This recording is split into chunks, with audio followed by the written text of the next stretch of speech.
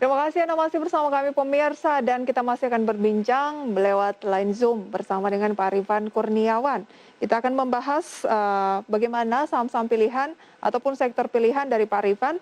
Namun kita lihat dulu update dari indeks harga saham gabungan pemirsa ya. Saat ini IHSG bergerak tampaknya masih menguat, ia naik sekitar 0,28% atau 23 poin pada posisi 6.111. Dan kalau kita melihat deretan top gainers, beberapa yang berhasil kami rangkum tadi adalah BBCA dengan kenaikan 0,67% di kisaran 30.100. BBRI pagi ini naik sekitar 1,07%, Saratoga naik 6,04% dan Era Jaya 2,29%. Ini adalah gainers based on value pemirsa. Selanjutnya losers based on value, 4 diantaranya adalah AGRO yang turun 1,4%, MLPL turun 5,61%, NIKL turun 6,12%, dan Kota turun 5,88%. Seperti selengkapnya bisa Anda saksikan di layar televisi Anda pemirsa. Oke, ini waktu yang tepat untuk membahas dari sektor pilihan tadi Pak Rifan ya. Selain ada coal, kemudian CPO, poultry juga ada perbankan. Hari ini banking kembali memimpin gainers based on value. Ada BBCA dan BBRI yang tertinggi. Kalau dari Pak Rifan, apakah sejalan dengan gainers hari ini rekomendasinya atau punya emiten perbankan yang lain yang layak untuk atau masuk dalam radar? Oke, jadi kalau dari sisi perbankan, kita melihat kalau BBCA sih ya pilihan yang memang paling aman lah ya. Jadi it's hard to say no sebenarnya kalau untuk BBCA. Cuman kalau kita berharap kenaikan atau capital gain yang cukup signifikan, memang juga rasanya agak sulit juga seperti itu. Ya mungkin potensi lebih besar itu ada di dua bank buku empat lainnya. Seperti misalkan BRI dan BNI ya, kalau saya lebih ke sana. BBRI dan BBNI, kalau mau aman ya BBCA, bahwa setiap tahun pasti naik tapi ya moderat gitu ya. Betul. Dan harganya secara nilainya ini juga jauh dibandingkan dengan perbankan buku empat lainnya ya. Yes. Kenapa Pak Rifan tidak lebih ke emiten-emiten perbankan digital, kan lagi tren nih dan kenaikannya juga fantastis, banyak dari apalagi investor milenial nih yang sering bertanya mengenai perbankan digital. Gimana menurut Pak Rifan? Yes, ya. Jadi memang sekarang arahnya kan ke arah bank digital ya. Cuman kalau kita bicara memang ada ekspektasi lah, ada ekspektasi ya, mungkin ekspektasi plus hype sebenarnya. Jadi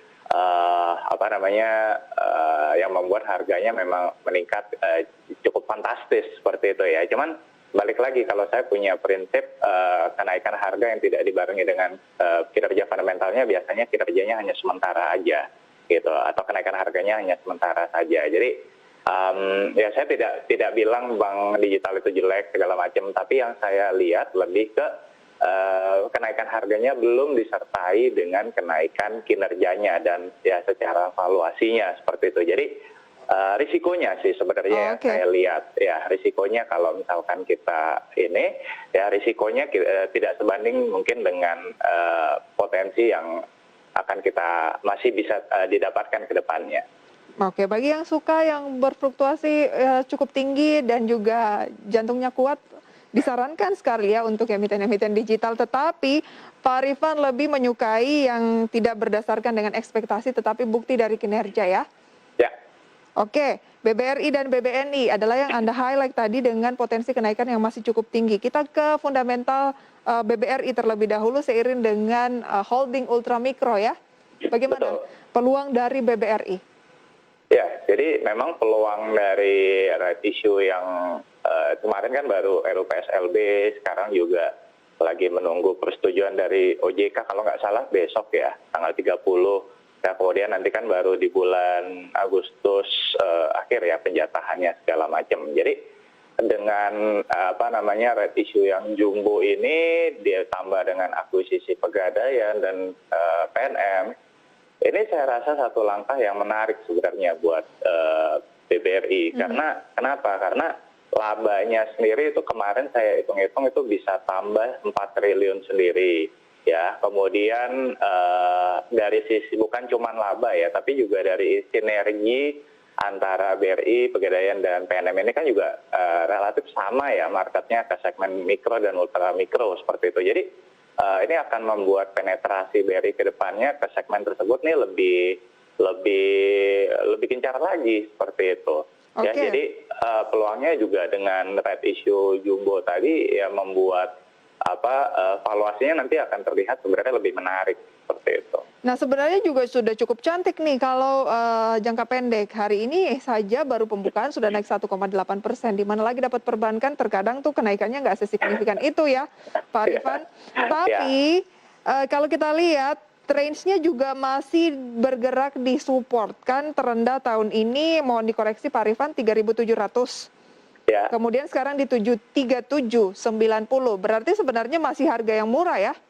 Ya, sebenarnya masih harga yang sekarang ini masih relatif murah. Sebenarnya kalau ideal bangetnya itu di bawah 3.500 ya. Cuman balik lagi nggak ada jaminan kita bisa dapat di bawah harga 3.500 seperti itu. Tapi ya 3.780 pun still a good price lah, considering tadi proyeksi di masa yang akan datang pasca akuisisi Pegadaian dan PNM ini. Oke, kalau optimis indeks masih bisa bullish, ya nggak mungkin perbankan big caps-nya ditinggalkan ya. Pasti itu ya, akan kecil kemungkinannya. Masih akan mendrive utama. Oke. Yes. Berarti cicil beli saja BBRI sampai dengan 35 itu juga kalau masih dikasih gitu ya. Ada peluang mungkin sampai akhir tahun ke posisi berapa untuk BBRI, Pak? Target? Untuk ininya ya, untuk targetnya sih kalau saya tetap realistis saja ya. Balik ke 4.200 itu saya rasa masih oke lah. Ya. Oke.